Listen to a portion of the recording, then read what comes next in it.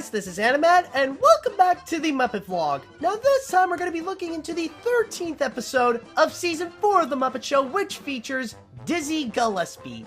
Now, if you're someone who is into jazz, then chances are you might know exactly who Dizzy Gillespie is. He is actually considered one of, if not the greatest trumpeter of all time. Now, if I may go into my source here, he has actually stated that Gillespie was a trumpet virtuoso and improviser, building on the virtuoso style of Roy Eldridge, but adding layers of harmonic complexity previously unheard in jazz. His barrett and horn-rimmed spectacles, or is that it? Yes, horn-rimmed spectacles, his scat singing, his bent horn, which by the way, he has a signature bent horn where it's like a trumpet, but the end part is actually pretty bent, like it bends upwards. Pouched cheeks and his light-hearted personality were essential in popularizing bebop. He is also known to go and influence many other musicians after him, including Miles Davis, John Faddis, Fats Navarro, Clifford Brown, Arturo Sandoval, Lee Morgan, Chuck Mangione, and Johnny Hartman. Now, going into the episode that he appeared in, I would say that, for the most part, it's okay. Not the best episode I've seen, but for the most part, it's alright. It has its good moments, but nothing necessarily too memorable. There is a story that goes on behind the scenes, backstage, where apparently there's this noise inspector that would come in, and a lot of them are worried because they know that the special guest star is Dizzy Gillespie, and he's known to be a trumpet player. So he's mostly, the noise inspector is mostly there just to go and check if things can be calm and quiet instead of, bombastically loud like a trumpet player.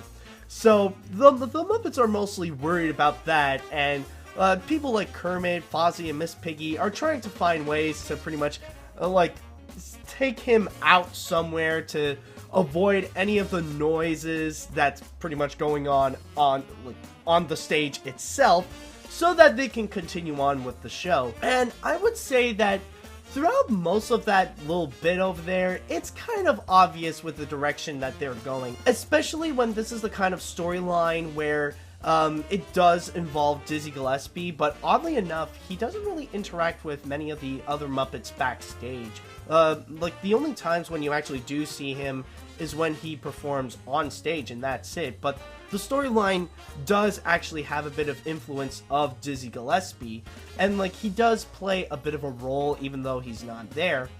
And with that said, even though there is that element, you know what's coming.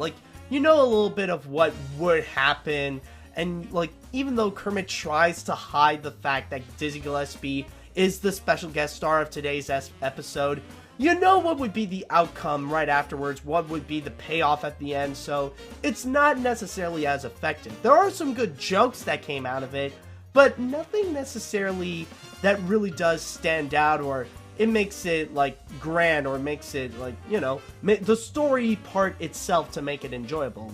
Some good jokes came out of it, but the story, not enough to really salvage the story itself. Now, going into some of the musical numbers that did actually happen, I would say that the highlight of this episode overall has to be Dizzy Gillespie himself, showing off his great talents with the trumpet, but not only that, also a great jazz singer, and also, a great scat player as well.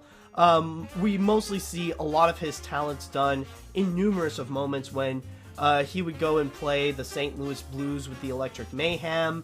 Also, he would be with Floyd and Zoot, they're just doing a little bit of D's. And then the final number, which they decided to go with an Arabic theme for some reason, where they go sing Sweet Low, Sweet Cadillac. And there is one thing that I would like to mention with Dizzy Gillespie is actually his cheek. Oh my god. Whenever he would play the trumpet, yeah, he does have his signature trumpet that, it bends a bit upwards, which actually gets the signature sound that he would make. But his cheeks, man, oh my god. like, when he would play, he looks like one of those fishes that, like, kind of has the giant cheeks that are the size of their faces. Like, it's legit, like, but, like, times 10. Like, really, like, my cheeks cannot do justice of what Dizzy Gillespie can do. Seriously, it's just nuts. But other than that, there are other moments that do appear as well. It actually starts off with a little, like a classic style song with Bluefish Blues, and then you also got a few other bits as well with apparently Jerry and the Actrix actually do come back with Doo-Wah Diddy Diddy, and also you got Veterinarian's Hospital returning, and at the same time you also see a few moments where, like, Floyd and Zoo would be on the bench, and, like, they would just be quick, less than a minute moments where they would just do, like, really short musical jokes. They're kind of random, and they kind of do feel like random fodder in the rest of the episode, but that's pretty much it. There is actually one extra element that I would like to add extra that is unique to this episode, is that apparently Statler pretty much bailed. Apparently, like, all he did, like, he wasn't in this episode at all. He's just sick of the show and he completely bailed. So Waldorf was actually not alone throughout this episode. He actually brought his wife, Astoria, which, if you think about it, it is actually a joke. And then, like, we got Astoria, which is basically a gender-bent version of Waldorf. And at the same time, like, you learn a little bit about Waldorf himself, like, including the big one, which is, why does he even come to the Muppet Show in the first place every freaking week?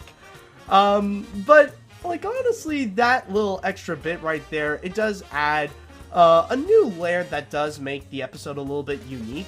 Like I said before, it is a little bit generic, but the moments with Waldorf and Astoria, they do stand out. They do make it a little bit fun, and, you know, they add in something extra where, like, it does say that this isn't just like any other episode. There is something unique about it other than having Dizzy Gillespie. So I would say that overall with this episode, yeah, it's not necessarily the best. It is okay as a Muppet Show episode. You do get some funny moments, but for the most part, a lot of it is just meh, really. Like, it's more like the storyline, it is easily predictable. A lot of the musical numbers are okay, and then you get some random comedic bits that are just there, honestly. But there are some unique things that do make the episode worth it, that do actually make it fine. Dizzy Gillespie is actually a great performer, and he does make it the highlight of the episode. The unique element of having Astoria replacing Statler, that was actually a lot of fun to check out.